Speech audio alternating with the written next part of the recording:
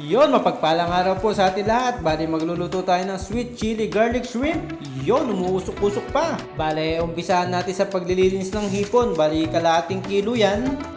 Tapos, maglalagay din tayo ng sibuyas at bawang. 3 bulb ng bawang at saka 2 buong sibuyas. Yun, nasa Dubai tayo ngayon. Umpisahan na natin. Bali, i-fry pan muna natin yung hipon. Yun, para mamaya isasapaw na lang natin sa gravy niya.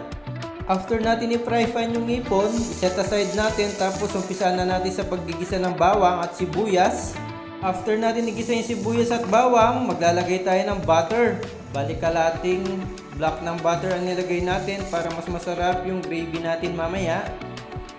Tapos, maglalagay din tayo ng tomato paste, black pepper, a teaspoon of paprika. Yun.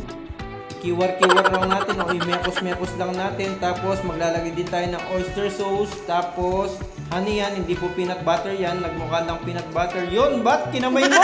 Tapos, maglalagay din tayo ng isang kutsara asukal at lemon. Kasi gusto ng asawa ko medyo matamis, pati ng anak ko. At pag ganyan na yung gravy natin, ilalagay na natin yung na-fry pan natin hipon kanina. Tapos continuous mekos-mekos lang hanggang maluto. Yon, pag ganyan yung itsura, kainan na. Paalam po!